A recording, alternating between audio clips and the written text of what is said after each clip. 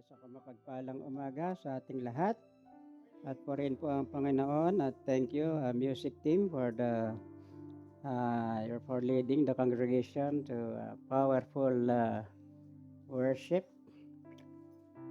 at bago po natin basahin ang ating teksto sa umagang ito na matagpan natin sa Romans 5 from verses 6 to 8. Let us just bow our heads and ask the Lord for guidance. Namin Diyos, sa matamis at makapangyarihan pangalan po ng aming Panginoong Yesus. Salamat po sa umagang ito, Panginoon, sa iyong mensahe na ihanda para sa amin sa umagang ito. Patungkol sa iyong dakila at walang hanggang pag-ibig sa bawat isa sa amin, hindi lamang para sa amin, kundi sa buong nilalang mo sa mundong ito, O God.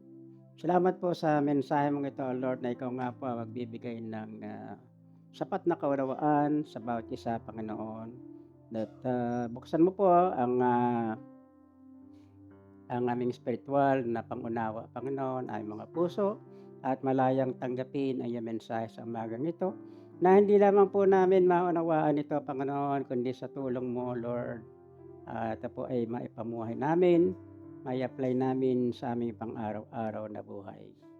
Salamat po, Ama, sa tagumpay na iyong mensahe sa umagang ito at alam ko na ikaw nga po ang mangungusap sa bawat isa, Panginoon. At muli, Ama, sa iyo po namin binibigay ang lahat ng papuri, pasasalamat at karangalan sa matamis makapangyarihan pangalan po ng aming Panginoong Hesus. Lahat tayo magsabi ng Amen. So our text for today is Romans chapter 5 verses 6 to 8.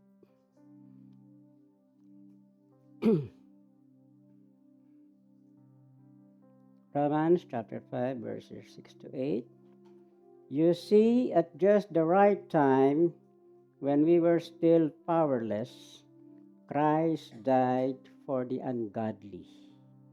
Very rarely will anyone die for a righteous person, though for a good person someone might possibly dare to die.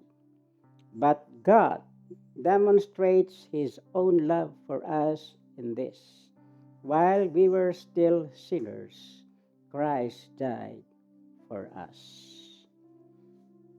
So ang focus ng ating pag-aaralan sa umagang ito ay sa Romans 5:8. No? But God demonstrates His own love for us in this: while we were still sinners, Christ died for us. So itong sa powerful verse, very inspirational verse, na ito dapat natin, no, isa puso natin, no, memorize natin at meditate natin dahil sa napakaigsing verse na ito ay talagang mapipil mo, maramdaman mo talaga, maunawaan mo kung gaano tayo kamahal ng Panginoon, na kahit na nandun pa tayo walang powerless, mga sinners, mga rebelde sa harap ng Diyos, God sent His Son, Jesus Christ, to die for us on the cross. Kaya nga, ang sabi, pag heart month, sabi, love month, ang symbol ay heart, no? But actually, the symbol of love is not the heart, because the heart stops beating. So the symbol of love is the cross, because Christ, who died on the cross, will never stop loving. So, as we are talking about love, the favorite subject of those many here who are very much in love, especially if you are in the girlfriend and boyfriend relationship. Diyan pa masarap yung ano, maganda yung, pag-usapan yung pag-ibig, 'di ba? Yung sweet na sweet pa kayo, 'no, you are, planning for the future, 'no? Papagawa ako ng bahay na ganito, dito tayo maninirahan sa Canada o dito sa Amerika, 'no? Pero walang pumipili sa Uganda o sa Africa, 'no? Canada, Europe, ano, Australia, New Zealand, 'no, USA, 'no? So what is love?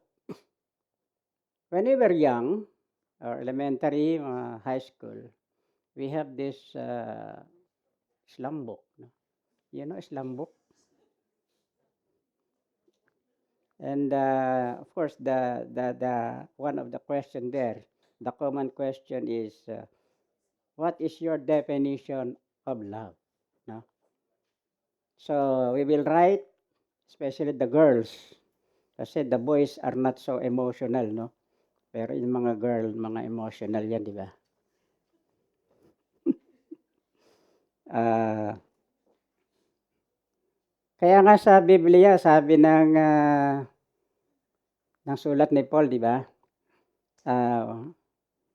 Wives, submit to your husband, di ba? Pero yung sa lalaki naman, husband, love your wives.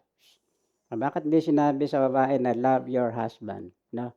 Kasi sa babae, natural na sa kanila ang magmahal.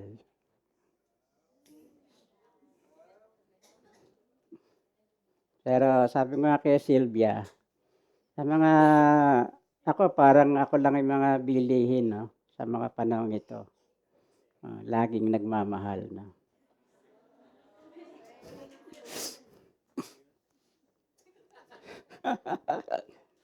So what is love? So many will say love is a many splendor thing, no? Ano pa? Love is like a rosary full of mysteries. No? Love is blind, di ba? Pero hindi ako naniniwalang love is blind. Kasi hindi naman bulag si Sylvia, no? Ano, medyo malabo lang ang mata. So,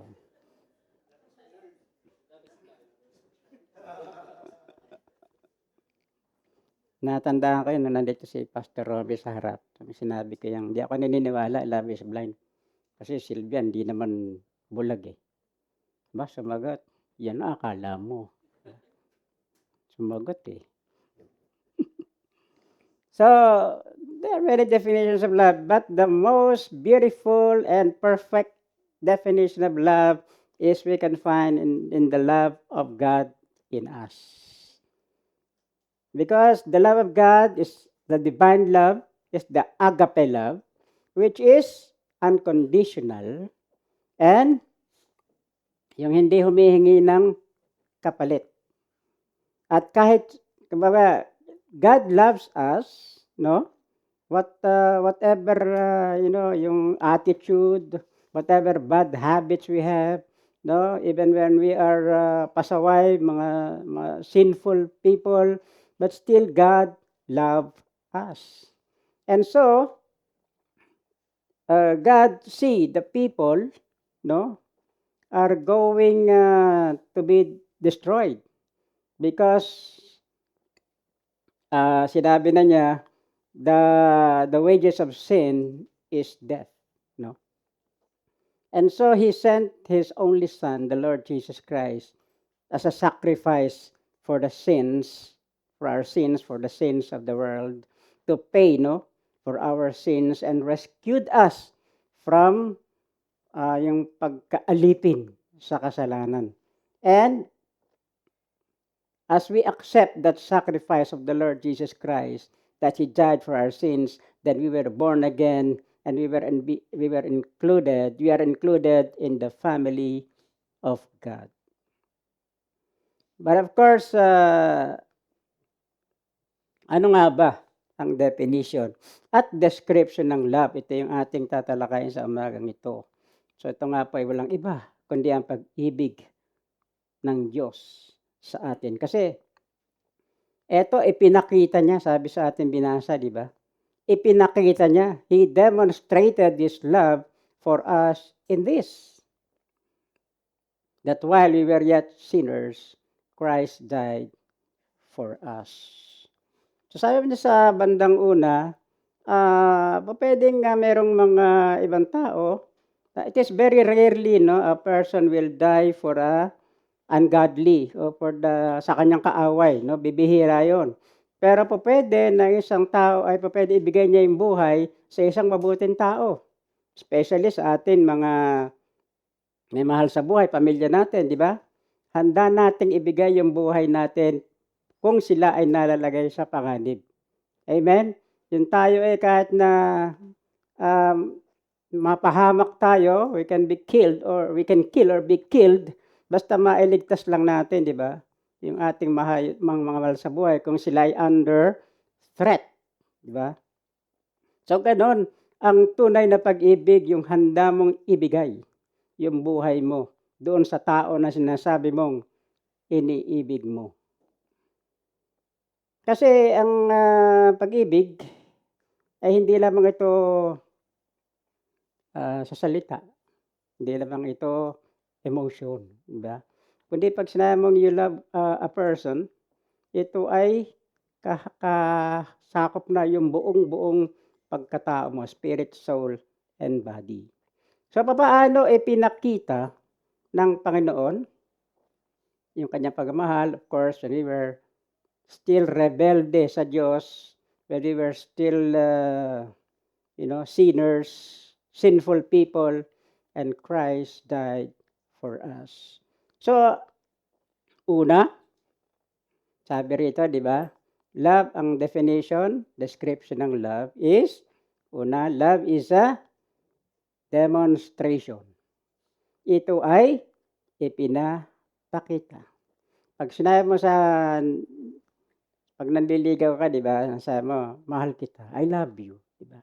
Siyempre, paano mo papatunayan? Sabihin ng babae, "Patunayan mo muna na mahal mo ako," 'di ba?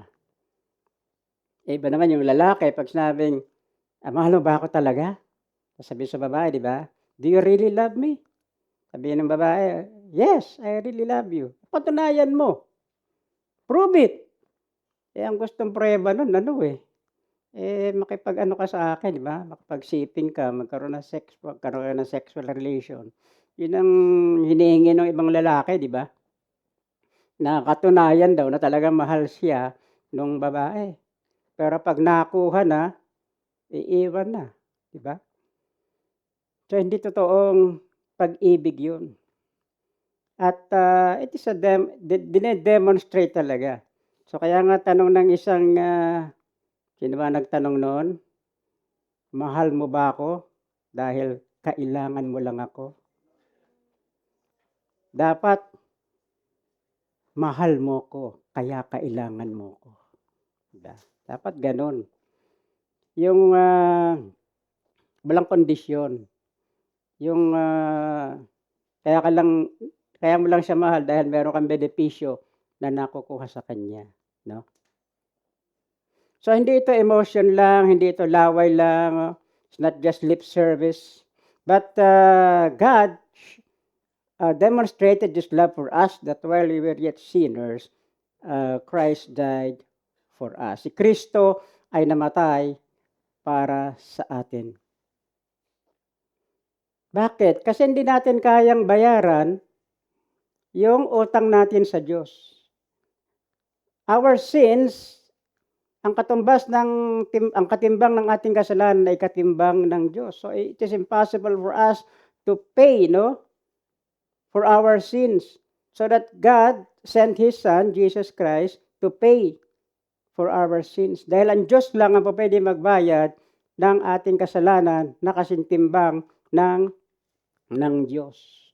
So by God becoming man, so He offered His life as a sacrifice for us. And He did not wait for us to change. He did not wait for us to be a better person. He did not wait for us, 'di ba, to be a good person. Kasi yung iba sinasabi nila, "Sa kanila ako lalapit sa Diyos." magpapakabuti muna ako, magpapakabait muna ako. Impossible, they cannot do that. So, marami talaga ang gustong, magpakabuti, gustong bumait, pero hindi nila magawa. Because of the sinful nature. Because the natural tendency of people, of men, is to do sinful things, to do things that are contrary to God's will. So we cannot do it on our own. That's why we need the help, the power of the Holy Spirit, so that we can be changed slowly and slowly. So, hindi na tayo nintay ng Diyos na maging mabuti kung ano yung kalalagayan natin, tinanggap tayo ng Diyos. Yan ang tunay na pag-ibig, di ba? Na maging sino ka man, mahal kita, di ba? Hindi na importante yung nakaraan, hindi na importante yung mga nakalipas mo, yung past mo, di ba? Importante yung mahal kita at babaguhin ka ng aking pagmamahal. At alam naman natin, di ba, ang pagmamahal ng Diyos ay kaya niyang baguhin ang isang tao. So, but because of the great love for us, ano ba sabi ng Ephesians 2? Ito yung kalalagayan natin before we come to Christ. Sabi sa Ephesians 2, as for you are dead, patay, in your trespasses and sins. And like the rest of the world, like the rest of the people, we are candidates, or we are deserving the wrath of God. So ang deserve natin ay ang ngit-ngit ng Diyos. So ang deserve natin ay ang puot ng Diyos. Ang deserve natin ay mapunta sa impyerno. That's what we deserve. But God, because of His great love for us, and because of His rich mercies, He made us alive in Christ. Diba? Through faith, when we were dead in our trespasses, in our transgressions. At sabi pa rin, di ba?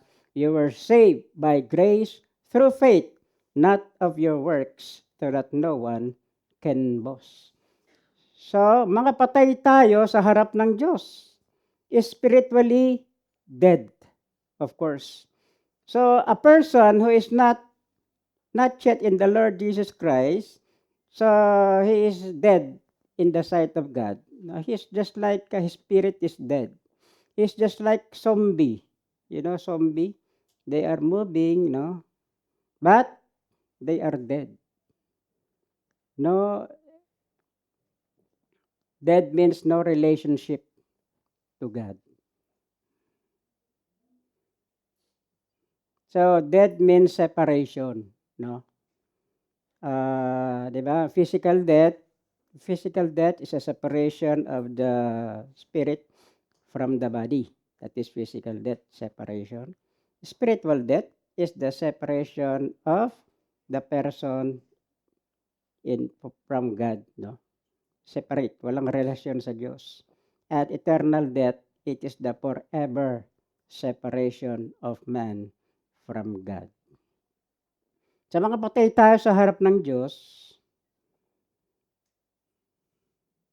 at paano magbabago ang isang patay? Di ba?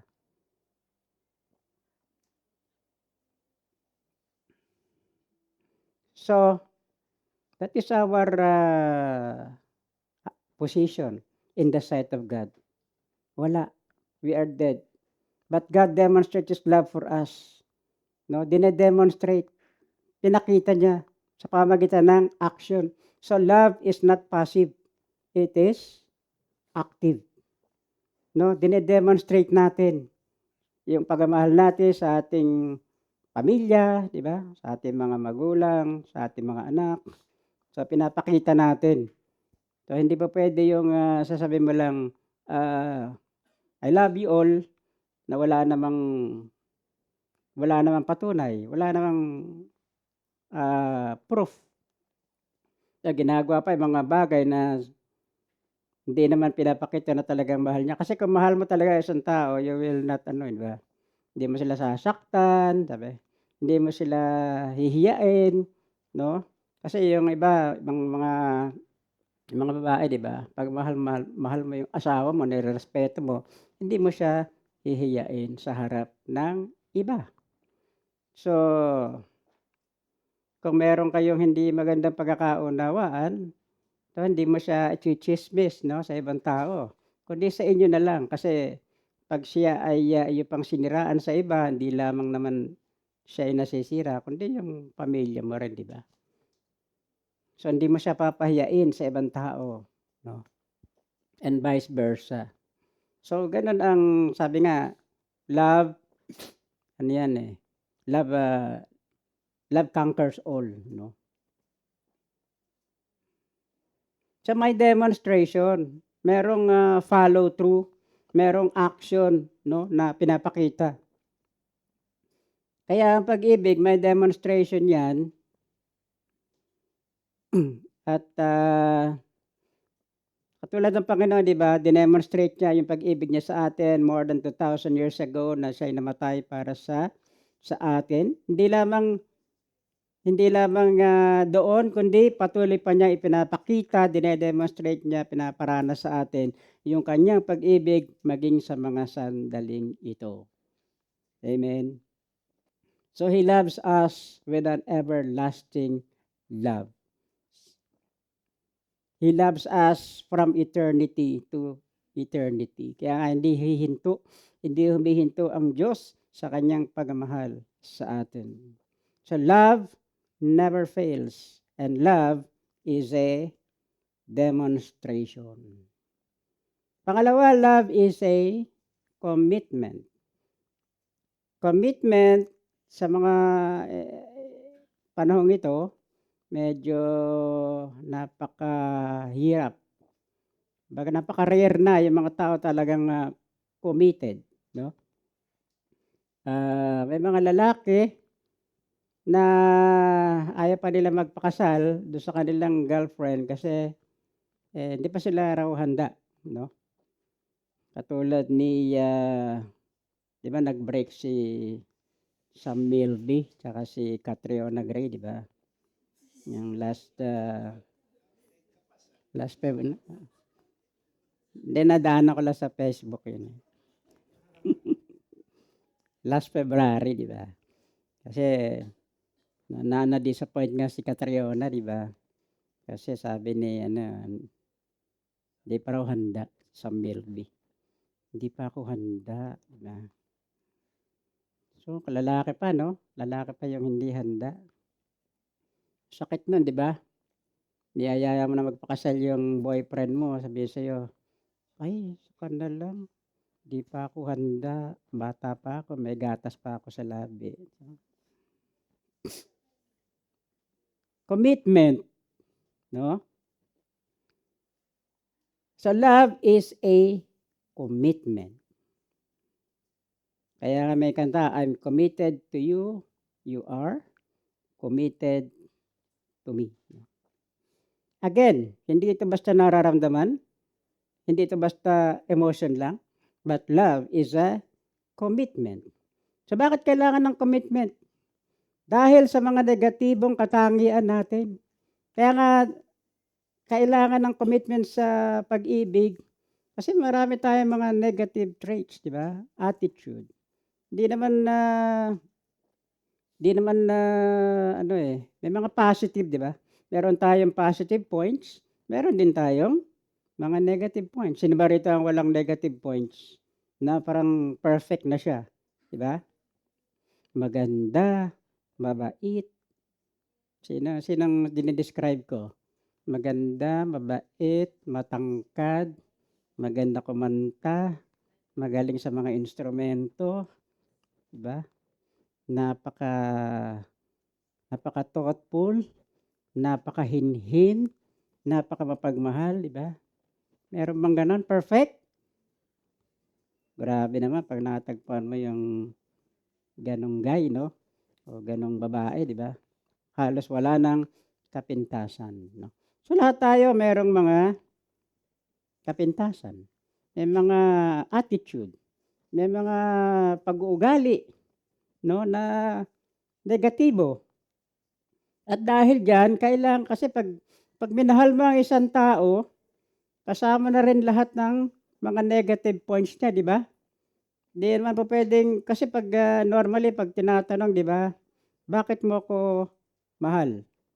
Kasi maganda ka, kasi mabait ka, kasi, ah, thoughtful ka, 'di ba? Kasi ganito, ganito, puro ano, puro positive, 'di ba? Papaano halimbawa, papaano 'pag yung, halimbawa nag-asawa na kayo, sabi mo, "Kasi ang kinis-kinis ng balat mo," 'di ba? "Kinis ng face mo." Eh, papaano 'pag puro tinigyawat na 'yan? Papaano po 'pag nagkabukol-bukol yung mukha niyan, mamahalin mo pa rin? Ang ganda ng buhok mo, 'di ba? Papaano 'pag nakalbo 'yan, mamahalin mo pa? O 'pag naubos yung buhok, 'di ba, napanot, ah, mamahalin mo pa rin? Ah, oh, oo nga 'no.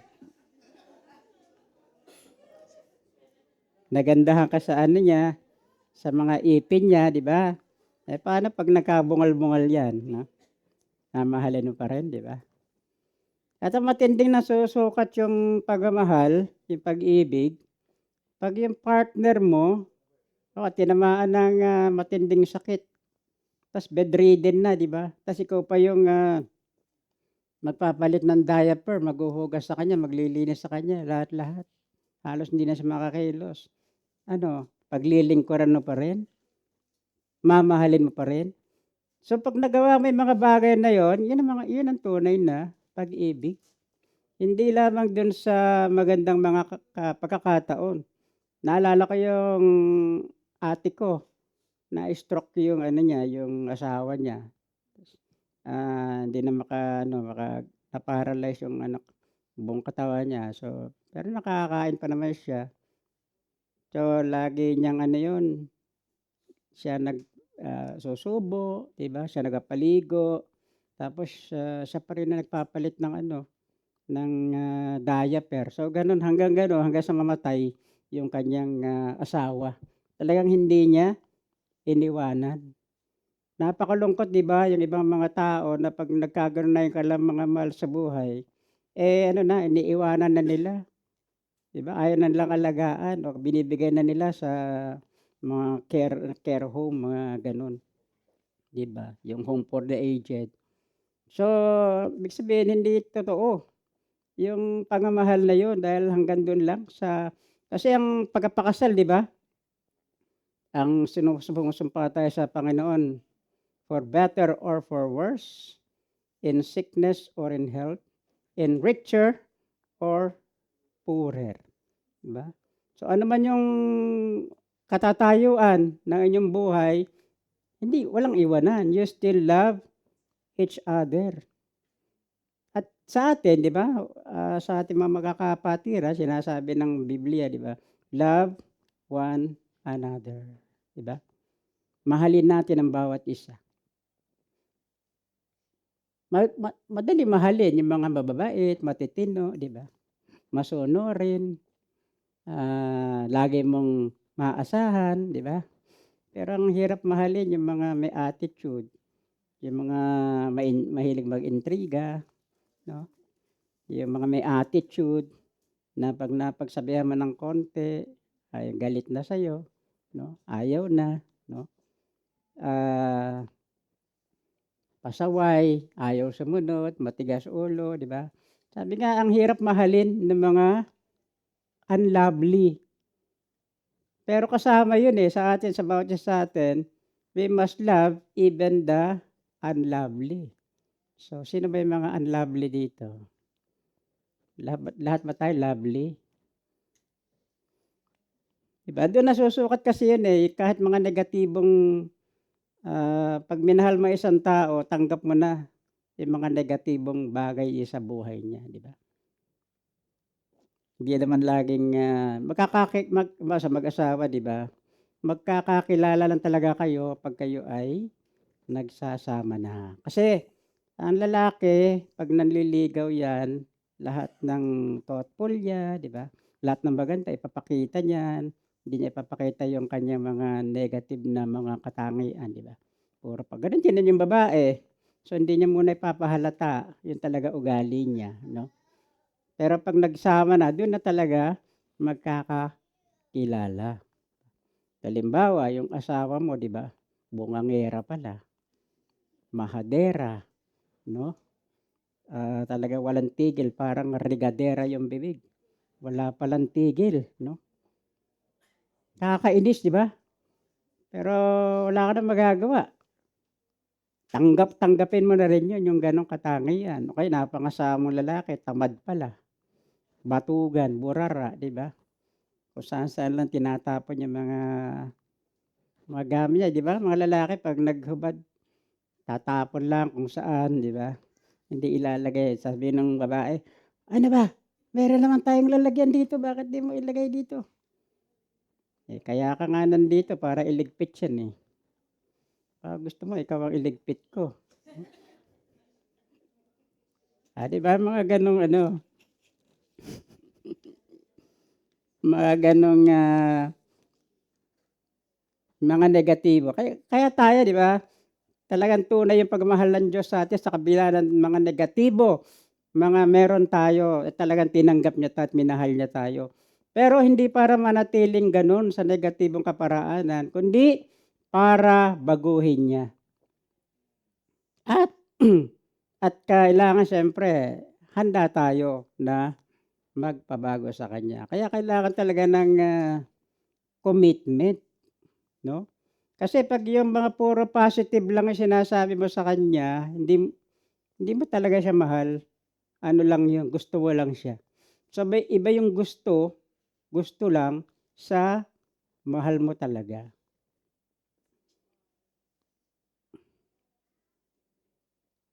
So marami tayong mga katangian talaga na positive o negative, pero tanggap natin 'yun. Sa bawat isa sa atin dito, dapat tanggapin natin kung ano man yung, ugali ng isa. Kasi ang Diyos lang naman ang pupuwedeng magbago ng tao, 'di ba? Ngayon 'pag, kaya pinagtiyatiyagaan natin, halimbawa may mga Bible study group ka, 'di ba? Pinagtiyatiyagaan mo 'yan. Kahit na parang inis na inis ka, gusto ko na sumuko dito, nakakainis 'tong mga 'to. Eto magkakasama 'to pero magkagalit, ayaw mag-usap, 'no?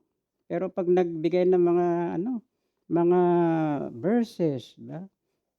Nagpo-post sa Facebook ng mga verses, akala mo napakabuti niya, kaya yung isa naman nakakabasa, yung kagalit niya, "Akala mo naman 'to sinong banal 'to, hindi ko pa alam yung ugali nito," 'di ba? Sa mga gano'n, 'no? So, sa Diyos wala naman tayong puwedeng maitago, 'di ba? At, lantad naman sa Diyos ang ating pagkatao. We cannot hide anything from God, 'di ba? So, gusto mo lang siya, nagustuhan mo sa kanya yung abs niya, 'no? Paano 'pag naging botete na 'yan, ano, mahalin mo pa rin. Nagustuhan mo sa kanya yung figure niya, 'di ba? Ano ba magandang figure, 32, 36, 24, 36, 'no? Paano 'pag naging ano na 'yan, 36, 36, 36, 'no? Barilis na, 'no? Kaya lang naman nagkagano'n yung asawa mo dahil lang sa'yo. Bigyan mo ba naman ng anak na katakot-takot, bakit hindi magkaganoon yun. Hahanapin pa may magandang figure, 'di ba? So, kaya yung ibang ano naman, masyadong conscious sa kanilang figure, 'no? 'Pag medyo, "Uy, ito sa salamin, medyo tumataba na ako, medyo kailangan kong ano, baka hindi na ako magustuhan ng ano ko, baka iwanan ako ng boyfriend ko 'pag tumaba ako," 'no? 'Pag yun lang ang gusto sa'yo ng boyfriend mo, yung figure mo, iwanan mo na yun. Hindi ka totoong mahal nun.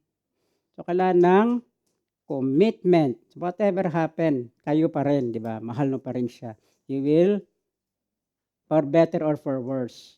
So, ganun ang Diyos sa atin, di ba? Whatever we are, whoever we are, God accepted us, love us, and will help us to change.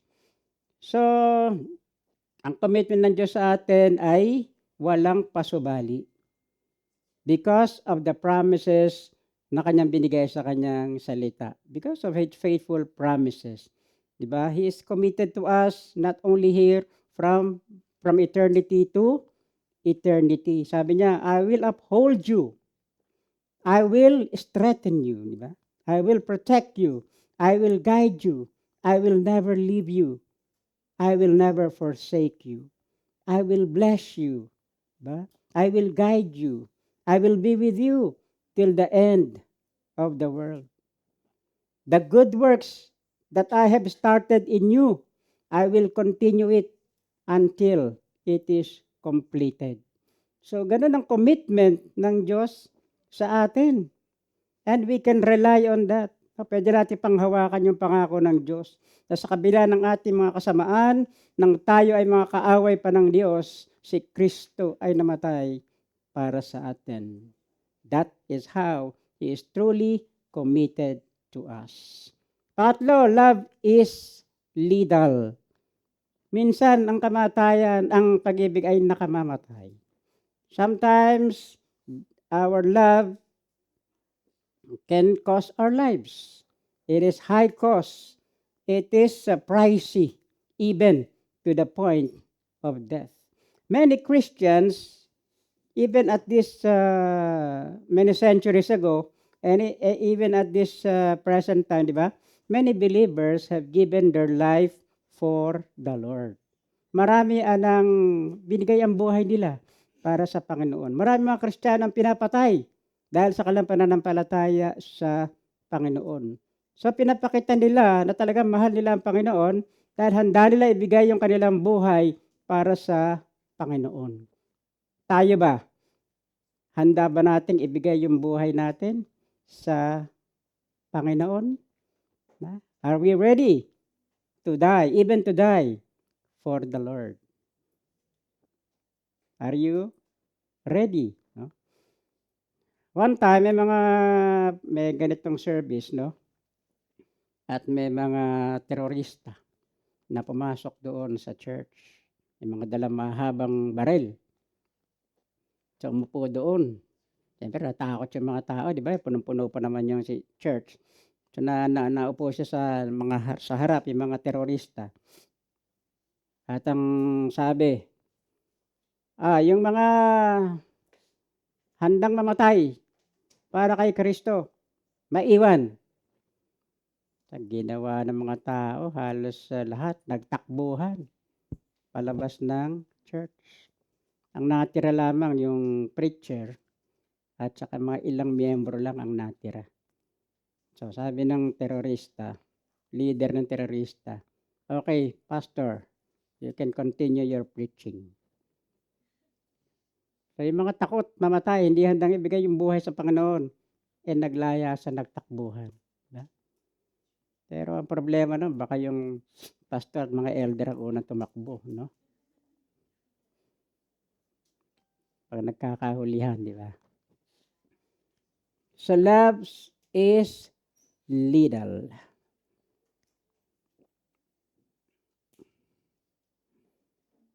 So sa atin, no, how we can apply it in our life. Diba sabi ron, the love of God, love is a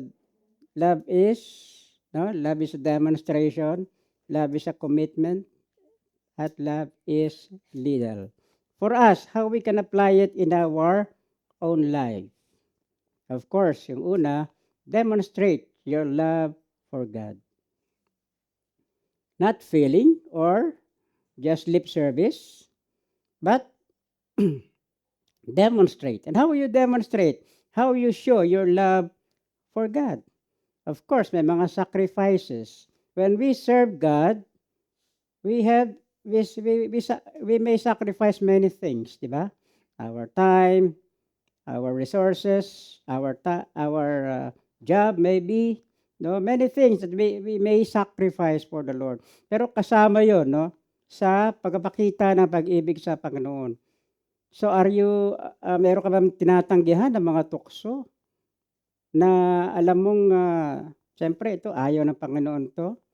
May mga bagay ka bang, tinatanggihang gawin dahil because of your love for God, ayaw mong gawin ito, alam mong masasaktan ng Panginoon, no?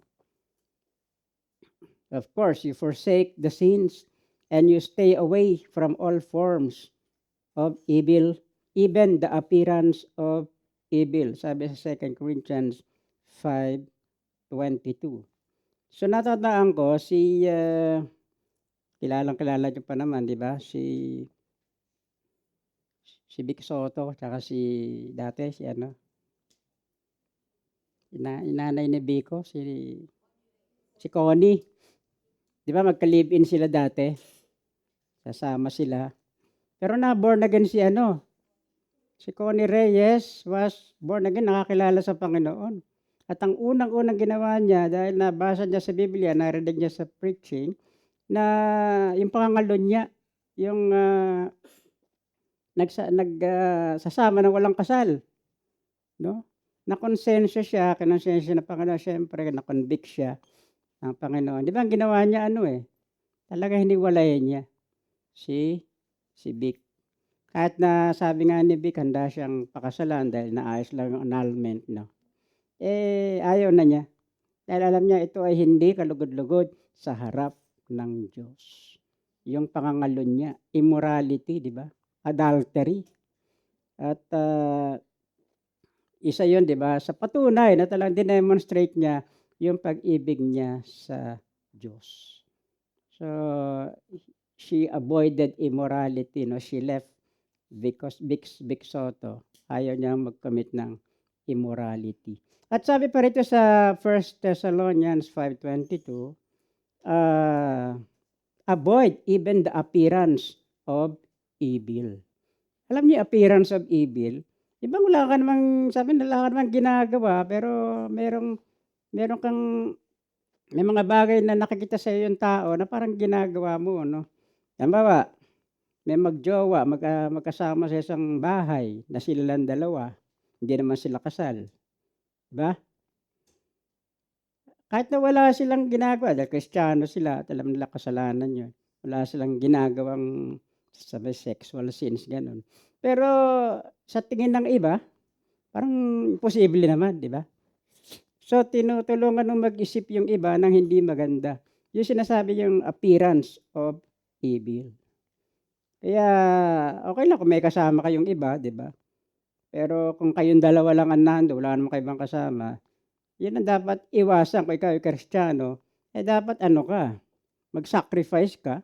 Talagang humiwalay ka muna hanggang hindi kayo nakakasal, no?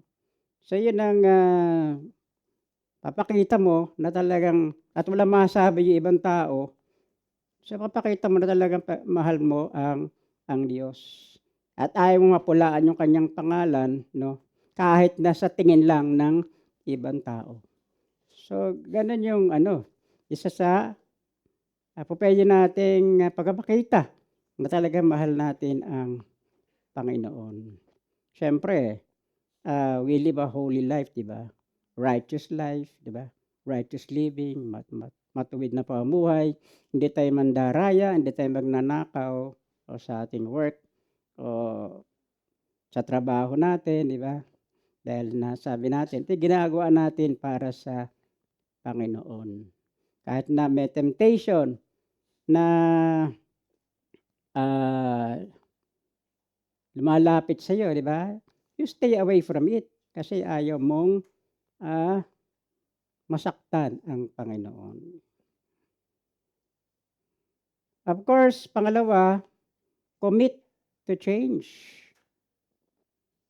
and willing to be changed. Andun yung commitment. Commitment mo na ika'y magbago at magpabago. Of course tayo, we cannot change ourselves. Pero dapat andun yung effort, no? That Lord, gusto ko po baguhin mo ako. You will ask the Lord, nakita mo yung mga negatibong bagay sa buhay mo, na hindi ka lugod-lugod sa harap ng Diyos at nahihirapan kang tanggalin ito. So you will ask God's help na tanggalin sa iyo yung bagay na yun. Mag-e-effort ka siyempre. Iiwas ka, di ba? Hindi ka lalapit doon sa bagay na may weakness ka na nga, lalapit ka pa. Ibig sabihin nun, ayaw mo talaga umalis sa bagay na yun. So, sabi mo sa Panginoon, yes Lord, baguhin mo po ako. Ayoko na itong bagay na ito. I want Lord that you change me. Change my heart, oh God. Diba? So, yun ang commitment na handa ka magbago at magpabago. So, niligtas tayo ng Diyos sa ating mga kasalanan, hindi upang magpatuloy sa kasalanan, kundi para magbago ng buhay, ng ating pananaw. At imposible na isang tunay na nagsuko ng buhay sa Lord ay walang pagbabago. Ito nga yung sinasabi, imposible. Na isa sinasabi niyang tinanggap niya Panginoon, na born again siya, pero walang pagbabago sa buhay niya. Sa ugali niya, sa mga pananaw niya sa buhay, na ganun pa rin. At patuloy niyang ginagawa, yung dati niyang ginagawa pa rin yun. So, ano yun? Baga, maaaring hindi totoo yung kanyang sinasabing pagtanggap sa Panginoon. So, we must commit to change. Yung hindi natin pagawalang bahala yung pag-ibig ng Diyos o kaya yung grace ng Diyos. Sabihin mo, anyway, mabait naman ng Diyos. Pag nagkasala ako, patatawarin naman niya ako. Pag humingi lang ako ng tawad sa kanya, patatawarin naman niya ako. Parang ano lang yun eh. Parang tinitake for granted mo yung pag-ibig ng Diyos. So, dapat mag-effort ka rin, no? At tutulungan ka ng Panginoon. Kung talagang gusto matanggal yung bagay na sa buhay mo, na nahihirapan kang tanggalin, and you ask the Lord na ito ay matanggal, then tutulungan ka ng Diyos. Sabi nga ng Biblia, di ba, yung patayin mo, yung pita na laman sa pamagitan ng kapangyarihan ng banal na Espiritu. Put to death the deeds of the flesh through the power of the Holy Spirit. Kasi minsan, di ba, mas nananae yung ating flesh. Kasi laging magkaaway yan, di ba? Yung flesh and spirit are contrary to each other. No? Yung gusto ng flesh, ayaw ng spirit. Yung gusto ng spirit, ayaw ng flesh. Gusto mo manalangin, pero yung flesh mo, tinatamad. Gusto mong umaten ng gawain, pero sabi mo, ang init. Pahinga na lang ako. Manood na lang ako dito sa habang nakahiga, nanonood sa video o sa sa Zoom, no? Pero andiyan lang ang bahay niya sa kabila, no? Kasi pag nasa Zoom ka, di ba, kahit anong forma mo, so napakaganda yun, nandito, sama-sama lahat, di ba? Na talagang personal na nagpupuri sa Panginoon, di ba? Kung nasa kabila ibayo ka, nasa Pilipinas ka, syempre, hindi ka na makapunta rito. Pero yung commitment natin, di ba, sa pagdalo, na nag-sacrifice tayo ng oras natin, nagising tayo ng maaga, di ba? Para lang makadalo sa gawain ng Panginoon. Kahit na walang sundo, di ba? Mag-Uber o Uber lang ba rito? Saka ano yan? Yun, di ba? Masahe, magta-taxi, para lang makadalo ng gawain ng Panginoon. Kahit na kalalayo pa ng pinanggagalingan. Yun ang commitment. May Bible study, di ba? Talagang ready ka na umattend ng Bible study. Excited. Kayo ba excited when you have the Bible study? Ha? Excited din ba kayo na dumalo ng mga prayer meeting?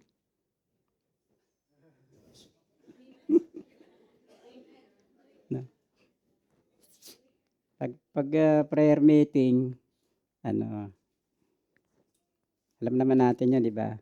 Na mabibilang mo sa daliri ng paa at ng kamay yung dadalo, no?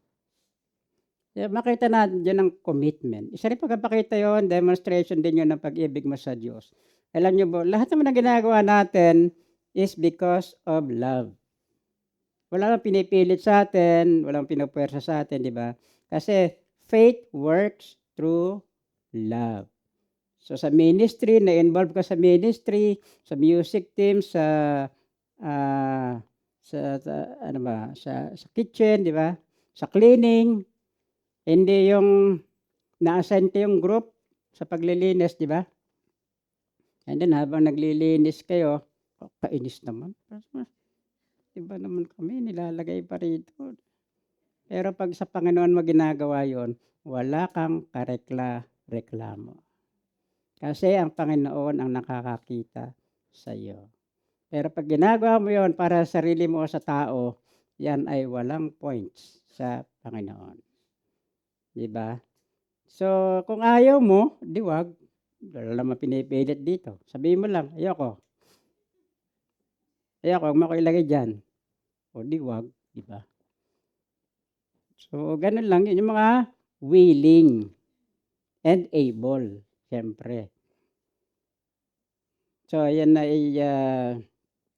at siyempre, panghuli, you must carry your own cross for Christ. Deny yourselves. Ano yan? Deny yourselves. Pick up your cross. Carry your own cross and follow me. So kasama yan, ano? Sa pagsunod sa Panginoon, kasama yung mga sacrifices. So pag sinasabing carry your own cross, di naman ito yung naghihirap ka, wala kang makain, may sakit ka, nagugutom ka. Hindi naman yun ang cross na sinasabi roon, kundi yung denying your flesh. Yung gusto ng laman mo, pipigilan mo para lamang makasunod ka sa Panginoon. Kasi lagi magkalaban yung ating flesh and spirit. So tatlo yan, di ba? Spirit, soul, and body. So yung spirit, yung soul, our mind and will and emotions, ano yan? Balimbing yan, no? Kung saan yung malakas, doon siya. Pag malakas yung flesh mo, doon yung mga, ano mo, yung soul mo.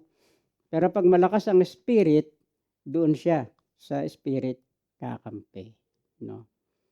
Kaya kasama yan sa buhay, marami tayong tinatanggihan, marami tayong inaayawan, marami tayong inaalis sa ating buhay na hindi kalugod-lugod sa Diyos, no? At handa nating kahit nasa umabot sa ating kamatayan, kung yun ang itinakda ng Panginoon sa atin, ay handa nating tanggapin yun. We are ready to die for Christ. Hindi ko lang sigurado if you are ready to die diyan para sa katabi mo.